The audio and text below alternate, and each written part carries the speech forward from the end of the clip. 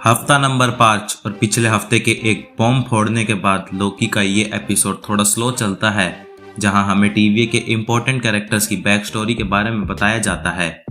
और आज हम डिस्कस करेंगे लोकी के सीजन 2 एपिसोड 5 की हर इम्पोर्टेंट डिटेल को जो मैंने नोटिस की। तो बिना लोगों को जेट्स की बेचे चलिए शुरू करते हैं।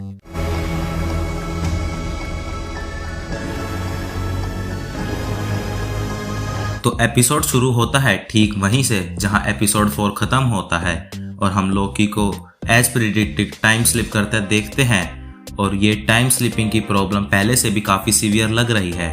उसी के साथ टीवीए भी डिस्ट्रॉय हो रहा है।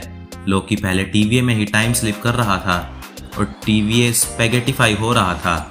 यहाँ एक अनाउंसमेंट चल रही थी जो कि टीवीए के सेफ्टी प्रोटोकॉल नंबर 1229 को लेकर थी, जो एक्टिवेट हो चुका था। तो व्हाट आई एम गैसिंग कि शायद इस प्रोटोकॉल में टीवीए के सारे मेंबर्स या फिर उनके मिनटमैन को उनकी ओरिजिनल टाइमलाइंस में वापस भेज देते हैं ताकि वो फ्यूचर में उन्हें वापस दोबारा टीवीए में ला सके। इसके बाद हम कैसी को देखते हैं जो कि 1962 की ब्रांच टाइमलाइन में था। यहाँ कैसी फ्रैंक मॉरिस नाम से जाना जाता है और इसका रियल लाइफ हिस्ट्री से कनेक्शन है। तो फ्रैंक मॉरिस ने एल्कट्रेज नाम का एक प्रिजन को एस्केप किया था और जैसा हमने सीजन 1 में डीबी कूपर वाला एंगल देखा था, ठीक उसी तरह यहाँ भी हमने एक रियल लाइफ और फिक्शन को जुड़ते हुए देखा है। फिर इसके बाद हमें 2012 की ब्रांच टाइमलाइन दिखाई जाती है और मुझे बताने की जरूरत नहीं है कि 2012 में न्यूयॉर्क में क्या हुआ था।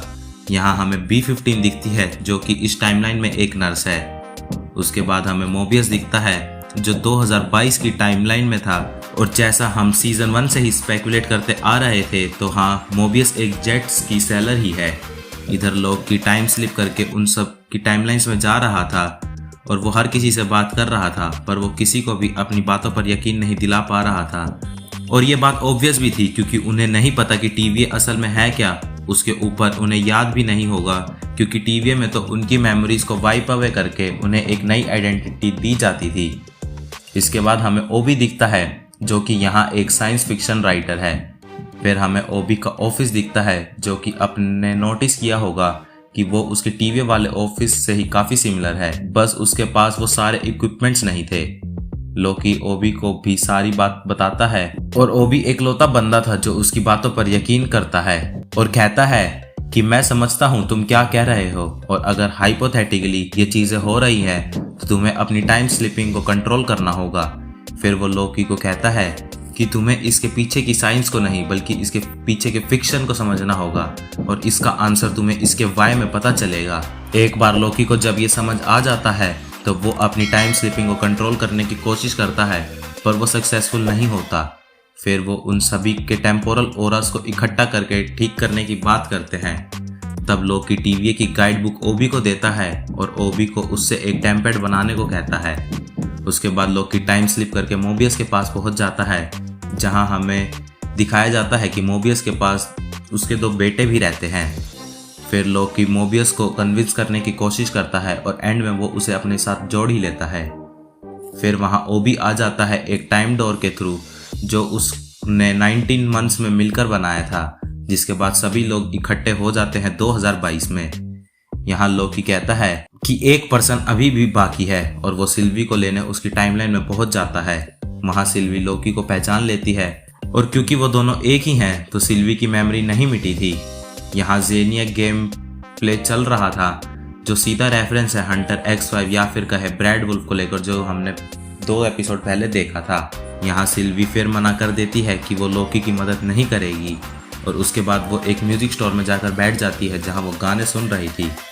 तब उसे रियलाइज होता है कि दुनिया स्पैगेटिफाई हो रही है और इस टाइमलाइन में भी सब कुछ मिट रहा है और वो तभी ही हू रिमेन्स का टेम्पैड यूज करके लोकी के पास पहुंच जाती है और कहती है कि सब कुछ खत्म हो रहा है, उन्हें दुनिया को बचाना ही होगा।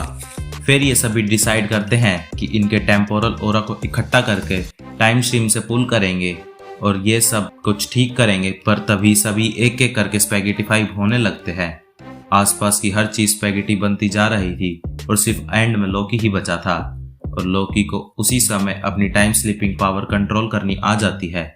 उसको रियलाइज होता है कि उसकी टाइम स्लीपिंग पावर्स पर कंट्रोल करने का तरीका वाई नहीं बल्कि हु है। मतलब वो किस कारण से लड़ रहा है ये नहीं, बल्कि वो किन लोगों के लिए लड़ रहा है ये। और फिर लोकी टाइम स्लिप कर ठीक उसी मोमेंट में टीवी में पहुंच जाता है जहां सब कुछ फटने वाला होता है और वहीं एपिसोड खत्म हो जाता है। ऑल इन ऑल लोकी का एपिसोड 5 स्लो चलता है और ये हमारे कैरेक्टर्स की हमें काफ़ी एसेंशियल बैक स्टोरी प्रोवाइड करता है, जिसके साथ ये एक एंटिसिपेटेड फिनाले को सेटअप करता है। और फिनाले में क्या होगा ये तो हम नहीं कह सकते, पर मुझे लग रहा है कि एंड में लोकी सब कुछ ठीक कर देगा और शायद हमें यहाँ पर लोकी वो रिमेन्स सेटअप होता दिखाई दिए। खैर, इसकी एंडिंग को लेकर और किसी वीडियो में बात करेंगे। फिलहाल वीडियो को लंबा नहीं करते हैं, और अगर आपको वीडियो पसंद आई हो तो इसे लाइक करना और ऐसे ही अमेजिंग कंटेंट के लिए चैनल को सब्सक्राइब करना मत भूलना। Struggle with every step, and I cannot get away.